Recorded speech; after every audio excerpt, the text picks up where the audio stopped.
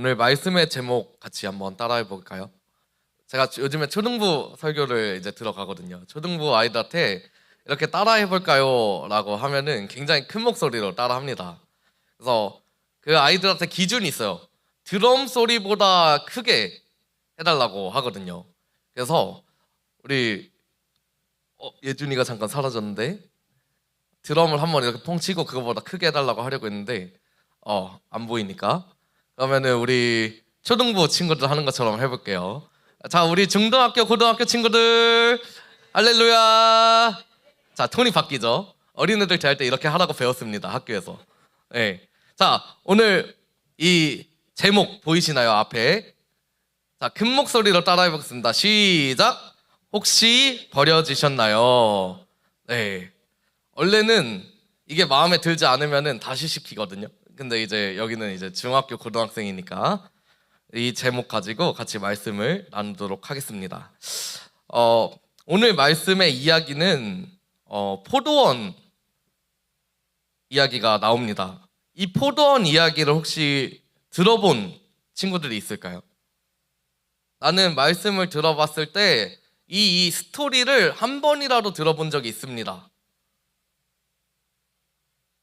생각보다 많이 없네요.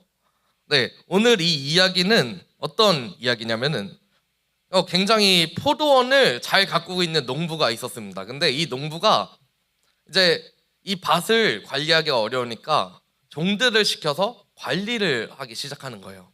그래서 이제 포도 수확을 할 때가 돼서 종들을 이렇게 보내서 그 소출을 얻으려고 종들을 보내기 시작합니다. 그런데 그 밭에서 일하던 다른 종들 있잖아요. 그 밭에서 일하던 사람들이 그 종들을 계속해서 내쫓기 시작하는 거예요. 야, 나 아직 너네 줄 거 없어. 너네 주인한테 줄 거 없어. 돌아가. 이러면서 계속 돌려보냅니다. 그리고 막 죽이기 시작해요. 때리고 돌려보내다가 막 죽이는 일까지 일어나는 거예요. 그래서 이 포도원 주인이 결국에는 이런 생각을 합니다. 그러면은 내 아들을 보내면은 이 포도밭에서 일하는 사람들이 내 아들만큼은 죽이지 않겠지.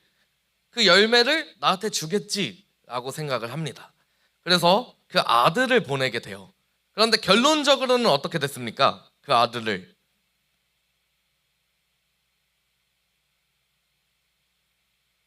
자, 오늘 본문에 나옵니다.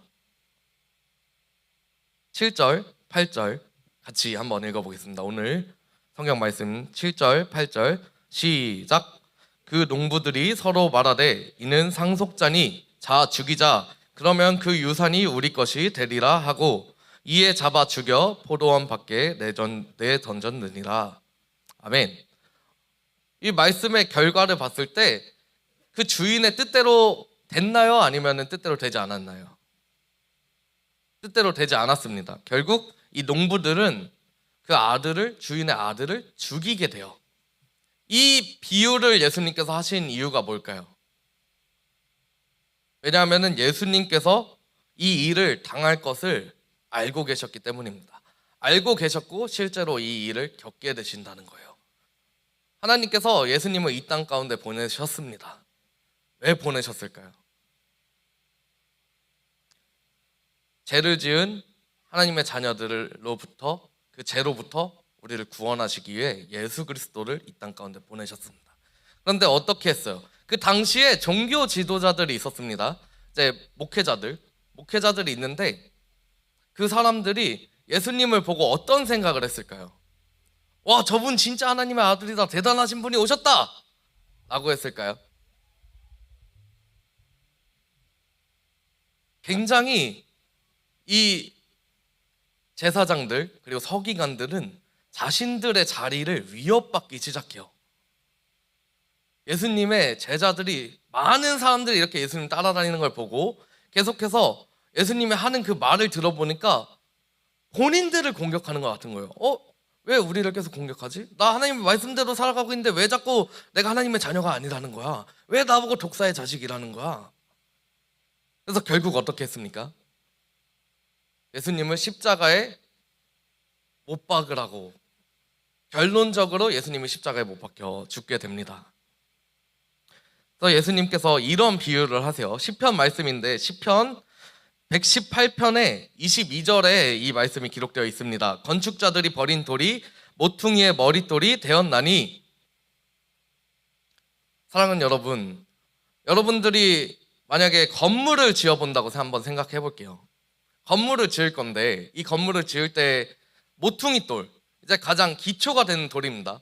이 돌을 세우고 그 위에 돌들을 쌓으면서 건물을 짓기 시작하는데 그냥 아무 돌이나 막 갖다 쓰실 겁니까?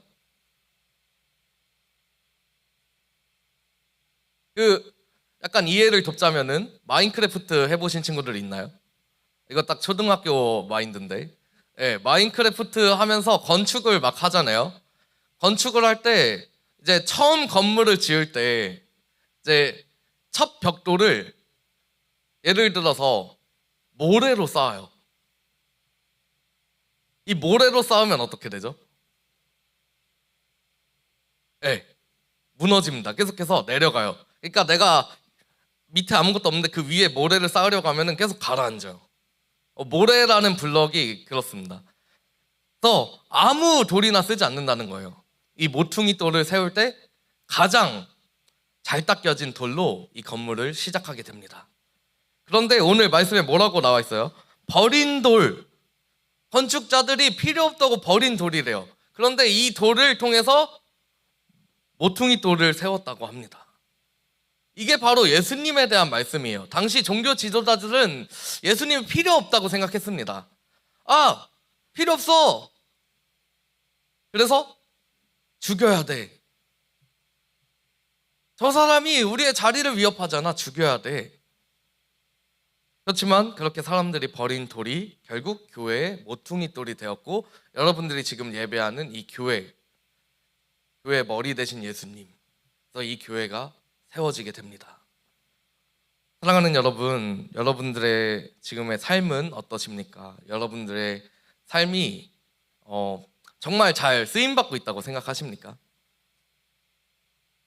이 세상의 가치는 뭔가 좋은 대학교에 가는 사람들만 알아봐 주는 것 같아요. 여러분들이 좋아하는 대학교 뭐 있습니까? 뭐 서울대, 연세대, 고려대. 또 돈이 많은 사람들만 이 세상은 가치를 알아봐 주는 것 같아요. 근데 우리의 삶은 어떻습니까? 우리 친구들이 공부를 막 열심히 해요. 공부를 막 잘 하다가도 한 번 딱 성적이 떨어졌어. 한 번. 진짜 평소에 잘했는데 어쩌다가 딱 하루 공부를 못해서 그날 딱 한 번만 성적이 떨어졌는데 바로 부모님 뭐라고 해요? 너 뭐해? 너 커서 뭐 될 거야? 딱 한 번 못했는데. 이 세상의 가치가 그렇다는 거예요. 이 세상의 기준에서 봤을 때 저를 포함해서 여기에 있는 대부분의 분들은 버려진 돌입니다. 이 세상의 기준으로 봤을 때 여기 있는 대부분의 분들은 필요 없는 사람이에요. 목사님이 이 세상에 꼭 있어야 되는 존재인가요? 이 세상의 기준에서 사실 저는 굳이 없어도 돼요. 목사잖아요. 저 돈 많은 것도 아니에요. 차 뭐 비싼 거 끌고 다니는 것도 아닙니다. 저 하나 없다고 이 세상이 막 무너지거나 뭐 그런 게 아니라고요. 제가 막 갑자기 무너진다고 해서, 제가 쓰러진다고 해서 갑자기 이 세상이 막 뉴스가 난리가 나고 뭐 하는 게 아닙니다. 세상의 가치는 그렇다는 겁니다. 그렇지만 하나님의 기준은 다르다는 거예요. 오늘 말씀의 포인트는 이거 한 가지입니다. 버려진 돌이 모퉁이 머릿돌이 되었나니. 이 말씀처럼 예수님께서 정말 철저하게 버려지셨어요. 완전히 버려지셨습니다. 그런데 결국 하나님께서는 그 돌을 사용하셨습니다. 예수님을 사용하셔서 이 교회를 세우시는 일을 감당하신 거예요. 우리도 마찬가지입니다. 이 세상의 기준으로 봤을 때 우리는 정말 필요 없는 사람처럼 보여요. 학교에서 막 따돌림 당해요. 학원에서 왕따 당합니다. 여러분들의 가장 마지막까지 여러분들의 편이 돼줘야 되는 그 가정에서조차도 여러분들을 버리기 시작합니다. 야, 너 그럴 거면은 내 자녀 하지 마. 이게 세상의 가치입니다. 여러분들 혹시 버려지셨습니까? 그렇지만 하나님께서는 여러분들을 버리시지 않는다는 것을 꼭 기억하셨으면 좋겠습니다. 사랑하는 여러분, 이 세상은 계속해서 여러분들을 필요 없다라고 얘기할 겁니다. 너 1등급 안 나오면 필요 없어. 너 고등학교 좋은 데 안 가면 필요 없어. 대학교 좋은 데 가야지. 이 세상에 필요한 사람이 되려면은 좋은 직장에 들어가야지. 사자 돌림, 의사, 변호사 이런 거 해야지. 근데 너 뭐 하는데? 너 뭐 할 건데? 그렇게 인생 밑바닥에서 살다가 그냥 그렇게 이름도 없이 사라질래? 라고 세상은 계속해서 여러분들을 압박할 겁니다.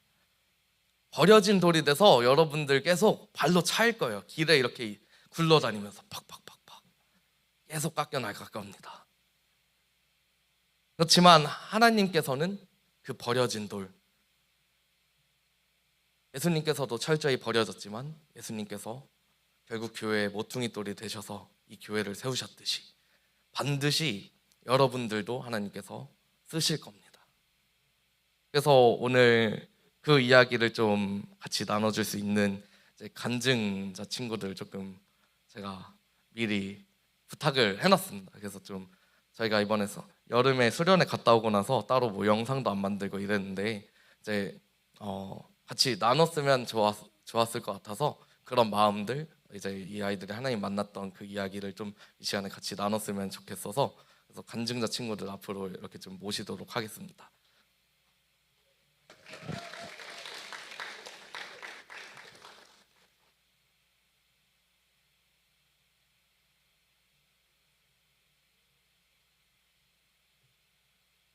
다인이 먼저 하나요? 아니면 네. 그럼 호연이 여기 앉으시면 되고.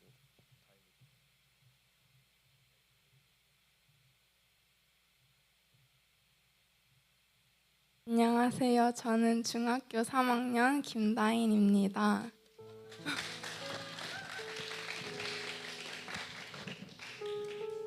오늘은 제가 하나님을 만났던 경험을 함께 나누고 싶어서 이 자리에 나오게 되었습니다. 제 이야기를 듣고 아직 하나님에 대한 자신의 믿음이 확신이 없으신 분이 계시다면 정말로 하나님이 살아 계심을 느꼈으면 좋겠습니다. 제가 하나님을 처음 만났던 때는 중학교 2학년 겨울 수련회 때입니다. 사실 저는 모태신앙이지만 어려서부터 교회를 다니면서 하나님을 만나게 된 경험은 중학교 2학년 겨울 수련회 때가 처음이었습니다. 저는 모태신앙이지만 사실 중학교 2학년 전까지는 하나님이 살아계신다는 게 마음으로 와닿지 않았던 것 같아요. 그러던 중 중학교 2학년 겨울 수련회를 가게 되었습니다. 사실 겨울 수련회를 가기 전까지도 예배를 드리러 간다기보다는 놀러 간다는 마음이 좀 더 컸던 것 같아요. 아침에 신나게 놀고 나서 저녁 예배 후 기도 시간이 되었습니다. 또 1시간 동안 무릎 꿇고 기도해야 할 생각에 벌써부터 힘이 들었습니다. 그때 목사님이 그냥 솔직하게 자신의 죄를 고백하라고 말하셨는데요. 그래서 눈을 감고 정말 솔직하게 제 죄를 고백했어요. 하나님 믿어지지 않아요. 그때부터 몸이 뜨거워지고 눈물이 펑펑 나왔습니다. 성령님이 오신다는 건 이런 거구나. 그때부터 제 마음속 깊은 곳에 있던 죄까지 술술 나오기 시작했습니다. 평소 남이 들을까봐 부끄러워 얘기하지 못했던 제 죄를 말하기 시작했어요. 하나님, 저는 이렇게나 죄인입니다. 제 죄를 고백한 후에 누군가 제 등을 따뜻하게 감싸주는 느낌이 들었어요. 그 후엔 정말 무엇과도 비교할 수 없는 하나님의 사랑을 느꼈습니다. 하나님의 사랑을 느끼고 나서는 교회 공동체를 사랑할 수 있는 마음을 주시고 제 마음속에 계속 미워했던 사람을 위해 기도할 수 있는 마음을 주셨습니다. 이외에도 하나님께서 항상 제게 가분할 정도로 많은 축복을 주시고 계십니다. 아직 하나님을 만나지 않은 친구들이 있다면 언젠가는 하나님을 만나고 하나님께서만 주실 수 있는 기쁨을 누렸으면 좋겠습니다. 지금까지 제 이야기를 들려주셔서 감사합니다.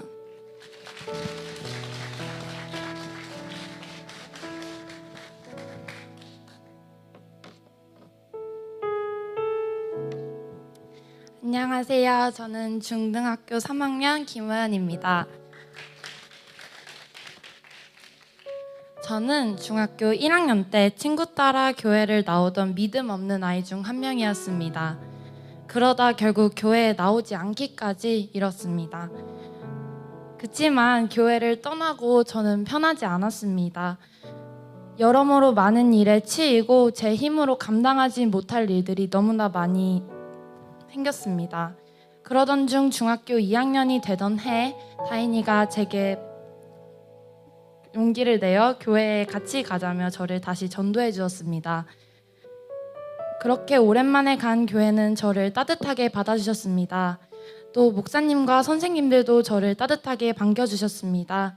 솔직히 오랜만에 간 저를 잊으실 줄만 알았지만 그저 그냥 원래 있었던 학생 중 한 명처럼 따뜻하게 받아주신 덕분에 마음의 문이 다시 열렸던 것 같았습니다. 그치만 늘 예배에 나갈 때에는 믿음 없이 그저 빈 껍데기만 앉아 있었습니다. 솔직히 가끔은 아침에 일어나는 게 힘들어서 오기 싫었을 때도 많았지만 왠지 모르게 그냥 그래도 가야지라는 생각이 들었습니다. 그런 생각으로 살았던 제가 이번 겨울 수련회를 통해 제 생각이 많이 변화되었습니다. 겨울 수련회를 통해 친하지 않았던 중등학교 친구들과도 친해졌으며 또 하나님과의 관계를 회복하였습니다. 이번 수련회 설교 중 마음으로 저주하는 것도 그 사람을 죽이는 것과 마찬가지라는 설교를 들었습니다. 그 말씀을 듣고 기도하였을 때 그동안 미워했던 사람들에게 미안한 마음이 들면서 눈물이 쏟아졌고 그때 하나님이 저를 안아주신 것만 같았습니다. 따뜻하게 저를 안아주신 덕분에 하나님 앞에 모든 것을 내려놓고 솔직하게 제 잘못을 얘기할 수 있게 되었습니다. 또한 하나님께도 너무나 죄송한 마음이 들었습니다. 하나님은 늘 저를 사랑으로 기다려주고 계신다는 것을 알고도 전 그 사랑을 늘 모른 채 하며 살았습니다. 또 하나님의 사랑을 알고 싶어 하지도 않았던 제가 모든 것을 내려놓고 기도할 때 그동안 알지 못했던 하나님의 사랑과 목사님의 사랑, 친구들의 사랑까지 알면서도 모른 채 하며 지냈던 것들이 생각이 났으며 그것을 깨달은 후 하나님과의 관계를 회복하고 기도의 응답도 받으며 힘들었던 시기도 많이 나아졌습니다. 또 예전에는 남들을 위해 기도를 하지 않았던 제가 이젠 주변 사람들을 위해 기도를 해야겠다라는 생각도 듭니다. 그리고 앞으로도 지금처럼 하나님이 주신 평범한 일상 속에서 감사함을 느끼며 살아가고 싶습니다. 감사합니다.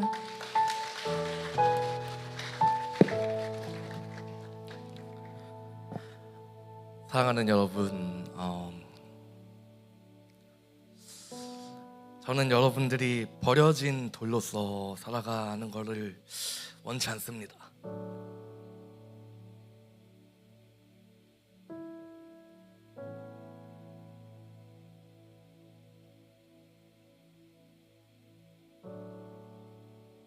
최근에 제 사역 하면서 제가 정말 많은 일들이 있었지만 다시 한번 좀 회개하는 시간이 있었던 것 같아요.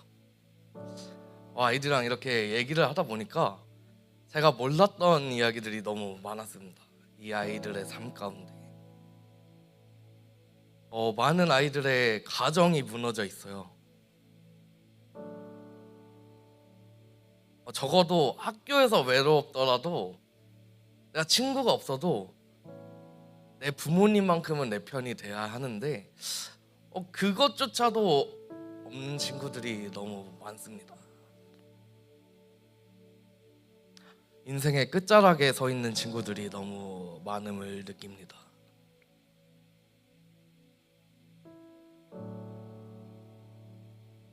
네, 여러분들이 예수님을 모르고 그냥 그대로 버려진 돌로서 살아가게 된다면은 그냥 거기서 끝인 거예요. 진짜 버려진 돌. 이 세상이 아무도 가치를 알아봐주지 않는 그러한 돌로서 인생을 마치게 될 겁니다. 근데 하나님만큼은, 그러니까 이 세상의 모든 사람들이 여러분들의 가치를 보지 못한다고 하더라도 하나님만큼은 여러분들의 가치를 너무 잘 알고 계세요. 그래서 막 길가에 버려져 있던 돌을 주스셔가지고 막 닦고 막 관리하고 이뻐하시고, 너가 모퉁이 돌이 될 거야. 너의 가정에, 너의 학교에, 이 세상의 모퉁이 돌이 될 거야. 하나님께서는 자신의 가장 사랑하는 아들 독생자 예수 그리스도를 이 땅 가운데 보내셨습니다. 보내셔서 죽을 걸 알면서도 보내셨어요. 버려질 걸 알면서도 보내신 거예요. 하나님께서 여러분들을 만드실 때 이 세상의 가치로는 여러분들이 버려질 것을 아셨지만 하나님께서는 결코 버리지 않으십니다.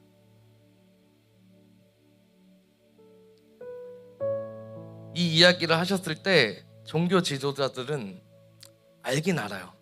이 비유가 나한테 한 말이구나. 근데 그 대상이, 그 돌을 버린 사람이 종교 지도자들이었어요. 그래서 마음을 먹습니다. 저 예수 죽여버려야지. 아마 여러분들은 오늘 이 시간, 이 자리를 나가는 순간부터 다시 깎여지기 시작할 겁니다. 땅에 막 굴러다닐 거예요. 깎여질 겁니다. 부셔질 겁니다. 무너질 겁니다. 학교에서 따돌림 당해요. 이런 얘기 너무 슬픈 것 같아요. 화장실에 나 혼자 막 갇혀 있어요. 밥 먹는데 아무도 내 옆에 안 와요.